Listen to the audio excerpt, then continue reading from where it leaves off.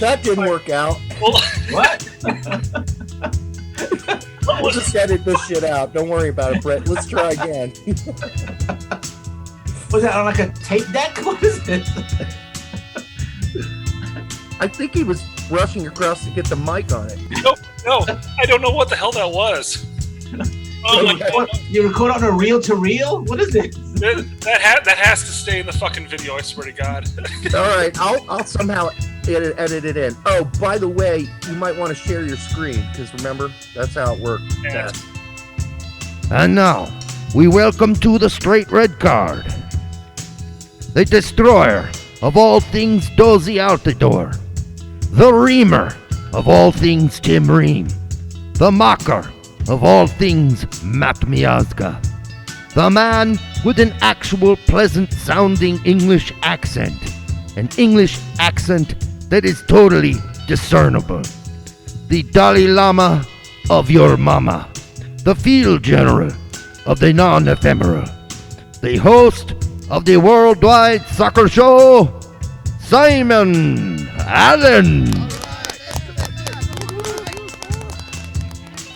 What's up? Yes, Simon, welcome to the show. I have made it. It's it. This is the highlight. Put a little, just underline this. I have made it to the sanctum sanctorium, the pantheons of soccer podcasting and vlogcasting, when I get introduced by the greatest American soccer pundit in history.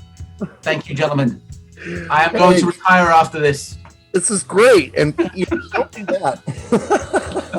But we were happy to get Gizmo, aka otherwise known as D-Rec, in the studio to get that done for you, because you deserve it. Thank you. We also wanted to get Tim Ream in this skit. Yes, in this set. we should. So, I just find it fascinating that Gizmo hasn't lost a step in 6 years.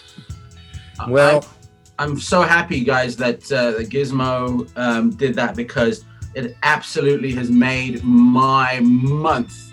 Because that is the best introduction I have ever had, ever. And I can't. And I'm trying to even compare it to something I can't. So thank you, guys. Just amazing. Thank you, Derek, and thank you, Brett. That's amazing. you're welcome. And man, it's been way too long, as you know, because we were both doing shows back in the early 2000s and all the way through, and then we ended our show. You muscled on and kept working, but now that we're back, we're just we're fucking excited to have you on the show. That's the basic bottom line. It's such a pleasure to be here. We are, when the podcasting sort of history of podcasting is written, especially in the soccer sort of chapter, we should have a little teeny, sort of a footnote of the Straight Red Card, the Worldwide Soccer Show. Should be somewhere there that we sort of, I don't want to say started it, but we certainly were one of the first guys to do it, and we're still going strong. And there's a lot of people that have been trying to imitate us, imitate you, Derek, imitate you, Brett. And, we're often imitated but never duplicated. So thank you for having me on the show. I'd be happy with the footnote of a footnote, but I'll take a footnote. Yeah. the little number right next to the footnote, like page 3 or something. Like a little pinky note. I'll take one of those. Maybe like a post-it note within the encyclopedia. Someone read it and put it in there, So yeah, maybe. So we brought you on because actually you came up with this great topic, which is the top 5 U.S. men's national team captains of all time. And I think we're all picked the top 5, and we're I guess we'll just go through them one at a time and shock each other. Although that's going to be false shock since we shared it. Yeah, we have to put our acting skills on. Like, what? How dare you? That's brilliant. Oh, that's much better than me. At number 4, what? Yeah. What? You crazy? But I know you've got some weird ones for us. Why not? So why don't we start with the Dalai Lama of soccer giving his number 5 pick of all time U.S. men's national team captains?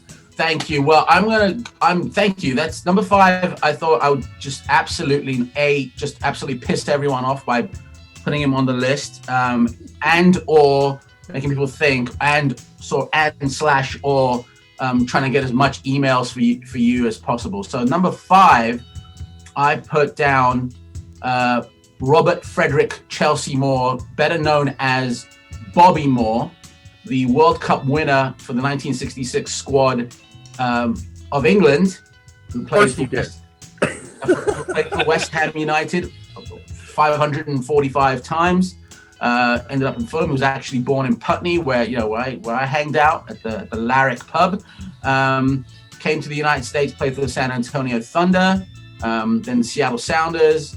Ended up going to Carolina, but while he was here, the United States in the bicentennial year, I believe 1976, set up a tournament to where Brazil and Italy and England were going to play the U.S. national team, but because the U.S. national team was so garbage, sounds familiar, they couldn't really come up with a really good team, so they decided to put an NASL Team USA.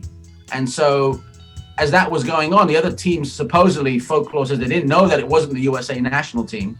And Bobby Moore put on his USA jersey and became the captain of the USA team for that particular tournament. Now, argue how you may, it was still representative of the US national team because they didn't really have one, and it was against Brazil and Italy and England. But he was the captain, so I put him in as number 5.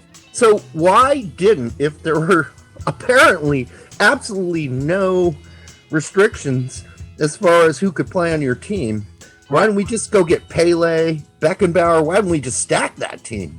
Yeah, actually, it was going to be stacked because Canali, I believe, was on the team, and that's Giorgio Canali, and he actually got quoted as saying, "I really don't care about the other Italians on the Italian team. They're just jealous that I'm making so much money." But I forget who it was. Rodney Marsh and George Best were tabbed to come and play on the USA team, but they couldn't get guaranteed who would start. So Rodney Marsh wanted to start, and George Best wanted to start, but the manager at the time couldn't guarantee it, so they both quit because they were just, I guess, at that point, crybabies. I shouldn't say that.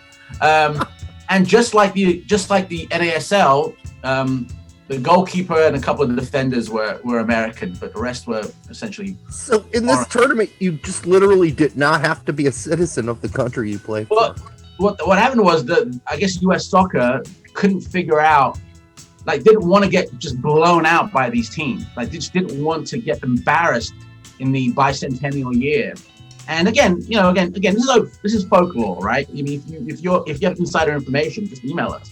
But the whole idea was they didn't want to get embarrassed by playing against, Brazil and whoever it was at the time. And they actually kind of did. I mean, they weren't that great, Yeah. So they said, we don't want to put out our team and just get beaten. Why don't we make it a showcase for the NASL?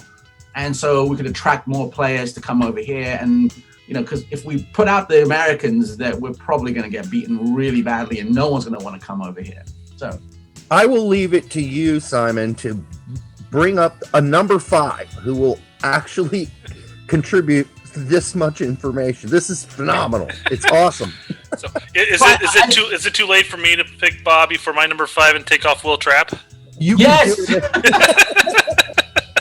Will Trapp. I gotta tell you guys. Will Trapp was voted in as one of the best young players to watch, right, by 442 magazine when he was 18, 19 years old, right? So 442 magazine, a very well-respected magazine that just absolutely knows what they're talking about 99.9% of the time. I think at one point said, Will Trapp, watch out for him. He's a great American player. He's going to come to Europe and actually, explode onto the scene. And then he stayed at Columbus and just absolutely detonated his career, so to speak. I think anyway. But I still like the guy. But yeah, that's my... I blame the city itself. Columbus is a great place for golf, I think. I just like that magazine's where that site is still called 442, which no one plays anymore. Nobody plays it. All right, so Brett, it's your turn. Number 5. Drum roll, please. I won't have quite the same length of a story, but I picked Claudio Reyna. Okay. Well, so we don't have to reveal my number one. Claudio Reyna is my number one. Oh. So whenever we have like a crossover like that, we'll just take care of it, both of them at the same time. No reason for us to bring up the same stories, I guess. I think it's a shame you don't have him as number one. He did lead the U.S. in the 2002 World Cup, where, hey, we did make it. We squeezed our way into the quarters where we lost to Germany, which was a close game. Oh. And, we beat Mexico. I mean, listen, it was a fun. I watched the whole thing. It was really exciting. So I went with Reyna as my number one. I went with my number 5. Mainly, I appreciate everything he's done, and I acknowledge, all his talent. But I did definitely grow up in a different time frame as far as my peak of youth interest in soccer. So I had my own people I looked up to at a different time, which is why I have him on my list, but he's not higher up on the list. He's too old for you, bro. Yeah. So why number 5 for you and number 1 for you? I mean, I don't get it. Well, as Brett explained, he was still wearing diapers when Reyna was playing. Oh, okay. And okay. I was going to go at least say I was in elementary school when Derek was in college, but yes. So there is a slight age difference between us. So when I grew up, Reyna was the shiz-nizzle Captain America, right? So he was, yes, I agree with you. And Claudio Reyna was, I think, the quintessential Captain America. Mm-hmm. He was the guy that, he was the foreign kind of born guy that was totally American. He was playing all over sort of Europe. I mean, in 2001, he got the first start for Peter Reid at Sunderland. And I remember that game really well. It was the most horrific slaughter. His first match, for Sunderland, Sunderland go, and I forget who they're playing, but they get killed. And Peter Reid comes out on Sky and says, "This was the worst game I've ever coached. The entire team is horrible. They didn't get one thing done right." And the reporter said to him, "Well, any highlights to this match?" And he said, "Claudio Reyna was really good." He was the highlight. He was the highlight of the match. That was his first match with Sunderland. And from then on, I was like, wow, this guy is, this guy's a worker. And then obviously you guys talked about 2002. That's the pinnacle, I think, of it. We'll talk about that later. The pinnacle of the national team, but that's neither here nor there. So absolutely, it was. And I have to say this, going back in time, I was in high school. I was playing center midfielder, and alongside of me in the middle was a guy named David Ward. And David Ward was the captain of our team, but he had connections in Germany. So he had somebody in Germany who would mail him a converted to VHS tape of every Wolfsburg game that Claudio Reyna played in that season. I mean, he was huge, Claudio Reyna. I think his family had some connection to him, too, at the time. And so I would come over, and we would watch these Wolfsburg games on VHS. So, and for those of you who don't know what VHS is, it's an older school video tape player. So, all right. I feel like it's going to come back just like the record. Yes. Mate, I got a record player, baby. It's awesome. Thomas Dooley is who I picked for my 5, although it was a real toss-up between Casey Keller and Tony Meola. I just couldn't really, but then, I remember going back to my days as a kid and watching some of the first really decent matches we played in the 80s, and Thomas Dooley was the captain after John Harkes left, so he had to hold the ship together. And after Tom Harkes was needing to leave, that dude was let go for stooping people. But so I went with Thomas Dooley. That's not really exciting. Most people are not going to know who he is, but he spoke in a German accent, and so that probably freaked some people out back then. I'll tell you guys that Thomas Dooley is actually a pretty interesting story, because he could have played for Germany, and the time that he was called up for the German national team, he was injured. So actually, I think 2 times. Again, this is mostly folklore, which is, I think, 99.9% right. But he was called up, and then he got injured, and then he got called up again a year later, and he got injured, and finally the US called him up. I think was it 92, his first call up, and he was great. I mean, I don't know why, and I don't know why really nowadays the fans don't really sort of put him up there. So it's a great choice, and I think he was for whatever it's that sort of a classic American, player. He was not American, so very classic American. He was German, so again, classic American. I mean, you go back to the 30s and 40s and 50s and 60s, they were mostly German and Scottish, right? So he was if not the last of that kind, he was certainly, top up there. And he was also, a good enough player to be, I think, one of the first national team players to go out and really coach a major, country, right? I mean, I think he coached the Philippines. Yep, he did. Yeah, that's not an easy task. I mean, the Philippines isn't known to be a soccer nation, so he did really, really well. And I'm surprised that he isn't. And I'm actually surprised he's not here in the US doing something. I'm surprised he's not at Columbus Crew, coaching. Yeah, I think what happened is after his stint with the Philippines, he went on. If I can remember this, I might look it up just to be sure. But he went on to coach at Vietnam, and then as a sporting director, I should say, not a coach. And then he ended up in Malaysia with, I guess he's the manager of Sri Pahang. I hope I pronounced that properly. But so, yeah, I mean, maybe he just likes it in, that part of Asia. I was gonna say we're comparing the tropics to Columbus. So. Columbus, yeah. By the way, Derek and Brett, he's actually the guy that's actually scored a goal that you can actually see against England. He was at I think the Marlborough Cup, if I remember correctly. He scored against England, so you can actually see it on video. You don't have to go back to 1950. You can actually, he was one of those guys that actually scored. So you can.